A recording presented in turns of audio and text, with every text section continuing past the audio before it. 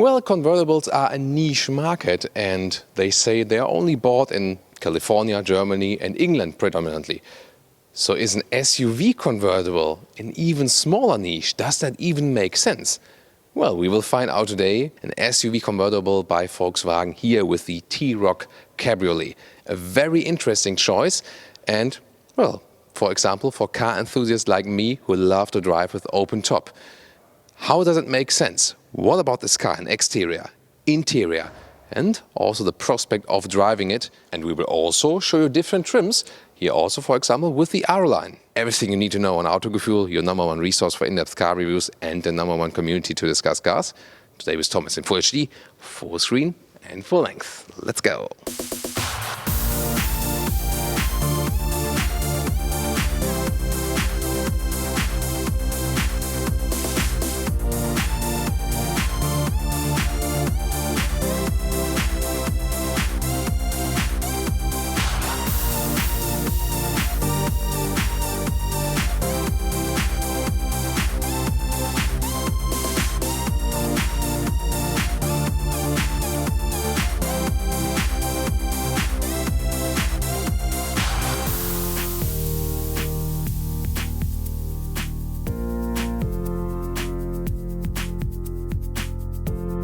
The color with this vehicle here is called Ravenna Blue. It's a very beautiful one. Yes, also one we would call Thomas Blue here on Autogefuehl according to my favorite color scheme. You can see here the daytime running light is in the lower end. It's just the same as with the T-Roc normal SUV with the closed top. Also the whole front, the strong T-Roc scheme right here with the big upright front grille. Then you have optional LED headlamps. The main unit here on the top, and this one here is the style. The convertible is only available as style or as R-Line. We will also soon show you the R-Line in depth, and here the style is not that sporty as the R-Line, but already I think for an SUV or for a crossover a quite strong and sporty look. And again, from the front you could not really see that this is the convertible. They kept it really all the same, but I think it's overall a good design job. What do you think? The length is at 4 meters 27, 14 foot or 168 inches. And the interesting thing about this one here is the wheelbase and the overall length is both 4 centimeters longer, just slightly, than the normal T-Roc SUV. And hey, how do they do that? So, because of this MQB building platform, they can actually put it a little bit longer without causing too much additional cost. And why did they do that? Well, because of this convertible roof, there's more space being used here, so they put it 4 centimeters longer, that you have at least some more legroom. Well, we'll see how that plays out, if that will be suitable for 4 persons. I doubt it, but we'll find out in the interior part very soon. What is remarkable here, that is basically a straight line here, so that's a very timeless design, definitely. But we definitely have to acknowledge that this one here, as it's not a sporty convertible, it does look a little bit bulky in this area. That's the price you pay for the higher and more comfortable seating position, definitely. Other than that, you can see the main design line dividing in light and shadow, or shadow and light, depending on your viewpoint, right here above the door handles. The wheels, those ones here are 18-inch. You also get smaller ones, and the biggest one would be 19-inch. This one, again, the style level, here with the plastic wheel arches too. You get a base suspension, then you also have, when you go for the R-Line, the R-Line sport suspension, so it's a little bit stiffer. And I would guess that optional at a later stage you can also get a DCC, the adaptive suspension, because that's also available for the T-Roc SUV.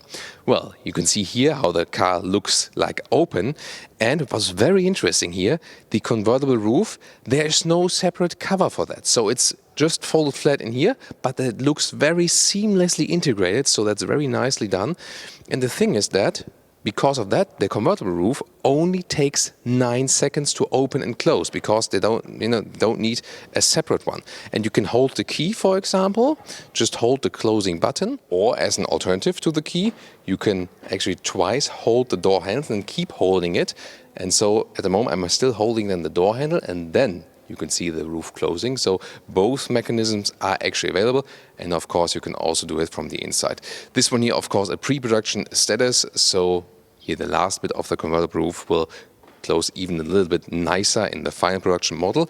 And again, just 9 seconds it takes because, you know, there's no separate cover than in the rear part, and up to a speed of 30 kilometers an hour. That's not, you know, like the 50 kilometers an hour we see from other sporty convertibles, but it's the same, you know, speed amount than that was, for example, with the Golf convertible. And now, of course, very interesting to have this line. And again, due to those new roofs here, they can keep it rather sleek, especially here in this area, so it does not look that bulky than with the closed top. So very interesting, definitely. And indeed, when the roof is closed, it doesn't look so much different than the SUV coupe, than the normal one with the fixed roof. Very interesting. By the way, from the whole building style, of course, because you don't have any stability in the upper part, therefore they've strengthened here this A-pillar, also now in the lower area, and then also the underfloor to gain back this stiffness. Therefore, the convertible is always a little bit heavier than the coupe version, but it won't be that, you know, noticeable while driving. And of course, the convertibles have a lower center of gravity for that reason. And this new roof here also has some stability in a transverse way, so while driving it will not blow up or something. It will always be kept straight like this. So what's your take? Well, the lower part here in the rear is again the same as the normal SUV T-Roc.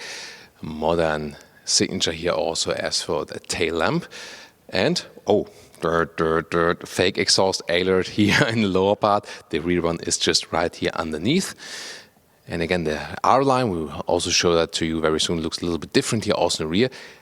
If you compare then the SUV to the convertible, look at that one here, there's an additional spoiler lip right there. So indeed, I think it also looks a little bit bulky from the rear. That's again the downside of it, but overall still a modern design also here with this T-Roc badging. And very interesting, by the way, this one here is built in Germany in the Osnabrück plant, and that's exactly the one where also the previous convertibles have been built, like, you know, the Beetle and the Golf convertible and so on.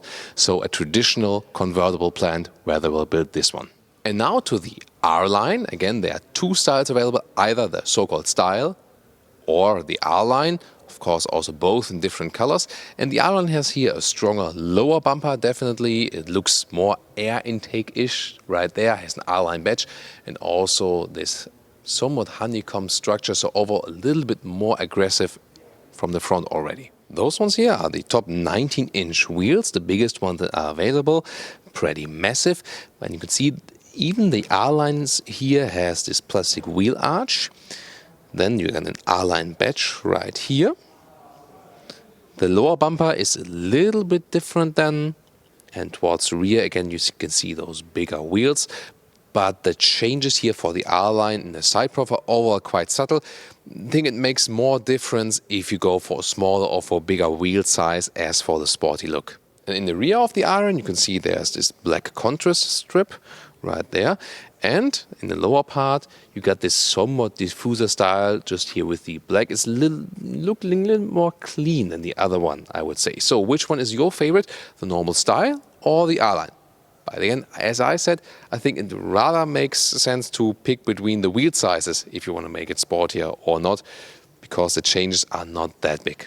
And here, by the way, we also have the direct comparison. Here, the R-line convertible to the true R, the T-Roc, the coupe. So you can a little bit, you know, see the style, how it looks like with the closed one. And you see the front is definitely quite the same, even from the true R to the R-line here.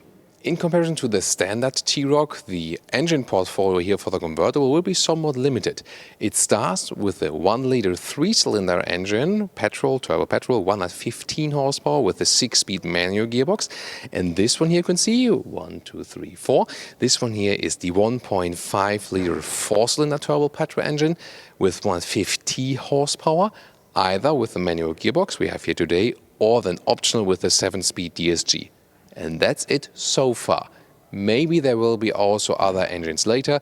The sales of this car start in spring 2020. And well, will it also be available with all-wheel drive? So far not. All is front-wheel driven. And you know, when a T-Roc in general has all-wheel drive, it's always front plus rear. But so far they decided to keep the convertible with the rather low spec engines, not making it too racy or so. Well, the downside is you don't have like a version available with a lot of punch. On the other hand, it also keeps the price low, and that's very important in nowadays market where we hardly have any convertibles which you can really afford. You know, most premium convertibles are very high in pricing. There are hardly any left. You know, the Mazda MX-5 is affordable, for example, but then you know the model offering already gets pretty thin. So I think it's somewhat okay to keep it with the low engines at first, at least still.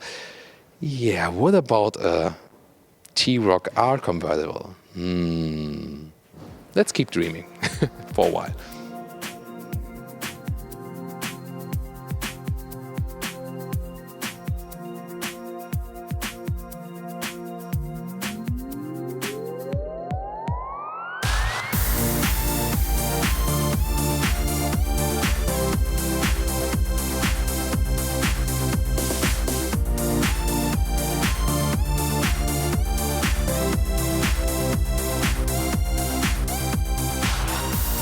Here we have the car key, standard Volkswagen as we also know it from the Golf. Keyless entry, here when you put your hand on the outside you close it, and then also those mirrors flip in. Yeah, of course, it's again an option and then it folds out when you open the vehicle. Then inside of the doors, of course, frameless windows, as we know from convertibles and coupes. And then here, this one here is hardback. I mean, it is a structured surface, so it looks actually quite good. And it feels also good. They worked a little bit on that. So maybe you can see the structure, you can feel it. So I think because it is structured, it's okay that it's hardback in this case. You know, it makes a better quality impression now. Then a fitting interior deco element. There are different colors available. Fabric on the inside, so a good build quality as for that. Reasonable space on the inside here of the doors. It's good for bigger bottles when you're on a convertible trip. Here also with the optional Beats sound system, 12 speakers, 400 watt. This interior, it looks quite similar to the one we know already from the T-Roc, from the normal one. Those seats here, beautiful job, great fabric choice with different colors, so they will keep you cool in summer and warm in winter. Definitely would go for those, or the optional R-Line seats I will also show to you. So it looks good, also with some contrast stitches here. And if you think, oh, wait a minute, those fabric seats here for a convertible, it's no problem. I can tell you, I've been owning convertibles for years and years, and before it rains, you just close the roof. And that's exactly easy also to do here. Then let's get inside here. And this is, the big advantage. I also like to drive sporty cars, yes, but I also enjoy this comfort here because you can get in and out very easily. And if you think about, I'm really a convertible fan, but I'm not so keen anymore to, get in a low-sitting sports car convertible. This could be the solution. I think this is also the reason why this car really makes sense, because you combine the convertible with more comfort. And, it's a little bit more upright and higher seating position than you would know from the, from a normal car. Definitely works. So, yeah, why not? You can adjust the steering wheel right here, like this, manual. And this is also manual seat. There are also electric one available here for pumping up your oil. And again, it's a very comfortable seating position. Those seats here also do a good job. They have great ergonomics. So I could very well imagine driving also a longer trip in this car. And question is now, of course, when we close the roof, how will it play out as for the headroom? Because at the moment it's all open top and so on. Let's see. By the way, strange, when we pull the button for the roof, it closes, and when we push it, it opens. I would like it the other way around. That's definitely better as for my taste. And yeah, maybe you come closer a little bit, because here there's still plenty of headroom left with 1.86 m or 6'1". So even tall people will get along. It's a very soft roof, and there's also multi-layer roof, so it promises to be very silent, even though you go for the soft roof here. So I think that's again nicely done. Here, by the way, hard-packed materials on the dashboard. Yeah, that could be also a little bit better. But then again, we have to think about, of course, it's not a super cheap car, but this one here will not be the very high-priced convertible. That's also a thing to remember. The interior overview, here again with those colorful decor elements. Again, you can also pick other colors, but of course this is very fitting to the exterior Ravenna blue color. Pretty simple and clean, this interior. You either get a 6.5-inch screen here, optional this one here, the 8-inch one, that also features a gesture control already, but still has those knobs, and that's quite good for volume. And when you are in the GPS menu actually, or here inside the map, then you can also use it for zooming in and out. Then on the left side it starts with analog instruments, and optional those 11.7 digital instruments, so you have the choice there. Typical Golf steering wheel here on the right side to control the digital instruments, and left side for the cruise control and volume. And the classic climate unit, also easy to control it while driving. I like it, that way definitely. Heated steering wheel is available together with the heated seats here on one button, but you can also do it separately then in the menu, but with the hotkey then here with the button right there. In the lower end, you already have USB-C devices now too, and also a big space to put your smartphone right there, start-stop button. This one here, the 6-speed manual gearbox talked about earlier. Electric handbrake in the lower part with some non-adaptive cup holders, sadly. But overall, a good build quality we see here. Some, more hard-packed materials, that could have been done a little bit better, but other than that, everything is solid, and also the gaps and so on. It's just a prototype model here, but even for that, it's actually quite well done. Then the armrest also is quite well attached with some cubbyhole inside. Of course, you will always be fine with the normal analog instruments. Those ones here are somewhat cool because they offer you more information, and they can also, be a little bit more flexible. Here also with the view change. Close up at the 8-inch infotainment system right here. This is the home menu. You also have the App Connect, and you connect with the cable, the Apple CarPlay or the Android Auto, for example. And a close-up at the map here once more. And this one is the new MIB3, so this new infotainment building platform. This is different than the SUV Coupe or the normal T-Roc, so to say. The normal T-Roc will probably receive that one here also later than with the product update or with a facelift. So that's something at the moment new to the convertible. But the thing is, here at the moment you can only watch the GPS here, not in the virtual instruments, not at all. And in the normal T-Roc, you can either view it here or at the other side. So, but they are still working on the software updates. So at the later stage, I guess it will be possible that you then, like in the Passat on the Golf, watch it both at the same time in the instruments and also here at the central screen. And, well, in the lower area, there's a mode button for the driving modes, and there we see, that's our answer. Yes, this car will be available with DCC. So that's a secret we found out right here just with pushing some buttons. That's nice, live on Autogefuehl. Oh, and there's a special convertible button. We have also here one to open and close all windows at the same time. By the way, about safety, very important also with convertible, the autonomous emergency brake is standard equipment, also the lane assist, so that's good. Optionally, you can, for example, get here a blind spot monitor. This car is also equipped with it, and you can see this symbol that flashes then when you want to turn and someone is approaching from the rear. And then there's also this anti-roll bar, so those parts will pop out when a certain level is reached. So there are sensors for that, so you're also safe when the car would be rolling over, which is still not that realistic. Okay, but then also you have a towing hook, by the way, so they also thought of that when building this convertible. And now what about getting in the rear? Well, you have the seats here doing like this, and you can push it in the front, but behind the driver's seats, that's not that realistic. You can see here there's hardly any legroom left. Yeah, due to this 4 centimeter increase in wheelbase, there is more legroom left than it would be when they would have kept the same length. But it's, not really that well possible for me. So I would have to do it like this. So, spread the legs a little bit. Then it does actually work. So I can sit here. Of course, it's a little bit better when you use the co-driver seat and then have a 3-person setup, for example. So how does it work when you put your legs straight? We have a special setup here for you. Well, guys, and this is the seating setup that would still work. So me, a little bit taller in the front, but it comes very close. And then Holger, say hi to Holger. Thank you also for his work. And well, then he directly fits in here. So yeah, Holger is not small, but a little bit smaller than me in height. Yeah, that does fit from the knees, but not sure if we would drive 200 or 300 kilometers with that, but that's possible. But that's also for 3 adults.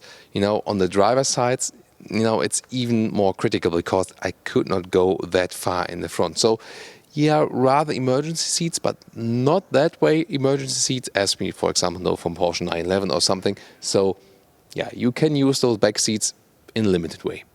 So, we close the roof once more. But at the same time, I open the windows. That's also a cool setup here. So, when I'm sitting in the rear here, that works pretty well as for the headroom. So, even with my height, again 1 m86 or 6'1", it's no problem here. I can easily sit here. So, that's actually quite cozy. So, yeah, you know, when you sort your legs out a little bit, then it does work. Or, you know, the setup we just shown you there with Holger. So, overall, I think if you compare it also to other convertibles, it's still quite well usable. Now we hop over to the R-Line interior. You can see here something of the ambient light. And there's also a different decor element. Again, you can pick different colors for that. Here a little bit sporty, a little bit more subtle. Then you can get this one. You ultimately get this one with the R-Line entry badge, and also aluminum pedals in the lower part. Everything here is quite the same, again with those other decor elements. And then those seats, those ones are special. Those ones are the special R-Line seats, and they're fabric on the inside. And then those gray Alcantara accentuations right there. That feels great, looks beautiful. Again, a great seating choice. You have a little bit more side support, and the outside part is leatherette. So both choices we shown you today here are also animal friendly. That's cool. And they, again, also keep cool in summer and warm in winter times. So I can really recommend both seats. I can compare it comfort-wise. Let me take a seat right here. So let's see if that makes any difference in the seating comfort. So it also feels good. Yeah, you feel that you have a little bit more support. It's not too much or, you know, too big of a difference. So I can, you know, sometimes it's like, you know, oh, the sport seat is less comfortable, or sometimes the sport seat is more comfortable. Here in this case, I think they both come somewhat close as for the seating form, so it doesn't make too much of a difference. I think it's a little bit question of style, if you want a little bit sportier style. But I think I would also be happy with the style version of the car. Although visually wise, you know, especially with the gray Alcantara, this looks pretty much kick-ass, you know. And the R-Line also gets this special steering wheel with the flat bottom. And this nice Alcantara styling is also continued all over the back seats.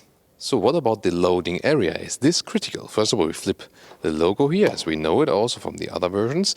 And then you're of course limited in loading in and out. Yes, this one here is about 280 liters to compare the previous generation Evoque convertible, 250 liters, so a little bit bigger than with the Evoque. And if you compare an Audi A3 convertible, for example, that's 320 liters, so less than, for example, an A3 convertible.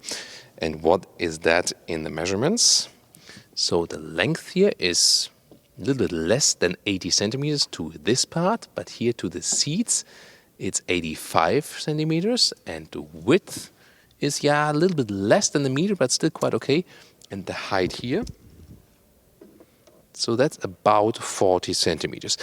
I think you can live with that. Also, suitcase and so on will fit in there with a weekend trip for 2. That should be no problem. And then you can also release those seats right here, and they directly flip. That's nicely done. Here we go. And then you can even load longer things through. So, maybe even for skiing or something like that. So, it's of course limited as for the loading through width, but then if you put the measuring stick here in length, wow, I mean, that's, if you use the middle armrest here, that's 2 meters here, you know, so even that works. So weekend trip to IKEA to get some new furniture, that would still work probably. And when you have flipped those seats here, you can see there's an quite even surface here. That's okay. So you can put bags on here without, damaging the seat surface or something. So that's also a good solution. Folds quite flat, and top tether on the back side. And there was also ISOFIX on the front side. So for child seats, the rear seats, 2 each. So on both seats is also suitable. So both child seats and also for putting bags right here. So we started this review with the question, does it make sense to have an SUV or a crossover convertible? And I say, yes, absolutely. The Range Rover Evoque was already very successful as convertible.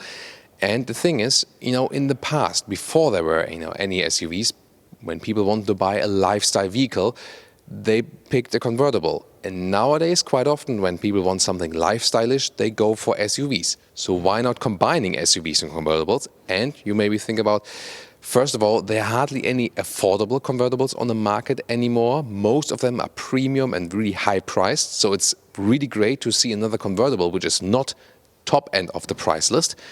And then, more and more people, especially if you're like, for example, a little bit older, doesn't mean that you old, just from your head.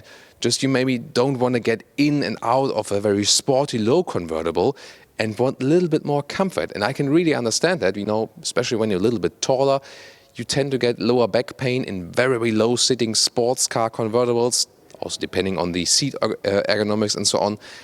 And here it actually makes a little bit more sense to combine the comfort aspect with driving open top.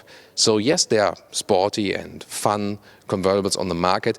This one here is more set out to give this leisure aspect with enjoying the ride, cruising with open top, not really attacking the road. That's also one of the reasons why they tend to keep with the smaller engines here. So I think, yes, the concept makes sense to me. And I would really, consider going for this one. Of course, drive it first, consider also comparing to sportier ones. Yeah, I also like to drive sporty, but not everyone does, and comfort is also very important to me. So, indeed, this could come close to my shortlist. Exterior-wise, we see in the front, looks just like the normal T-Roc, very modern, strong front. The side profile, yes, we have to admit, it looks a little bit bulkier than the Coupe, especially here with the open top.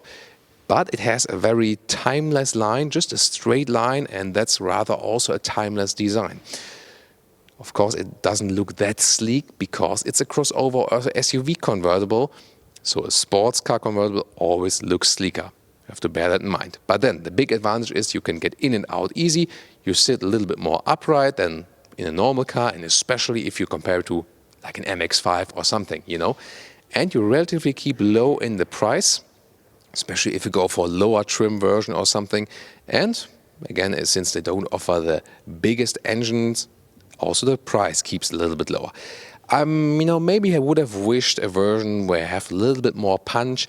All-wheel drive, no one will go off-road with this car, but also not with the T-Roc Coupe or something. So you can also say, why don't they offer an all-wheel drive version or something? Yeah, maybe they'll build the T-Roc R for me. Gotta talk to Joost Capito, head of Volkswagen R, about that, I think. So, in the interior, I think beautiful fabric seats in this one here. We've also seen the R-Line seats, so they have good choice there. And yes, it does make sense to go for fabric seats also in a convertible, because I've never experienced a situation where I had to clean them, like from rain or something. You usually close the top before, especially because it goes quite fast here. And then it keeps cooler in summer, especially when you want to drive this car. Interior build quality is quite cool. Yeah, besides, this hardpack at the doors here, we talked about that before quite a lot of times. They could do that a little bit better. Other than that, it's quite nicely done from the interior as well. And you still have somewhat reasonable space, of course, limitations as for the convertible body. Overall, a very interesting car. I think a nice addition, and it's quite rare that we see a concept edition to the whole car market. Not the first one, yes, but the first one for Volkswagen. And I'm really anxious to see the impact of this vehicle. What about you? Please tell us your comments, and please also join us next time.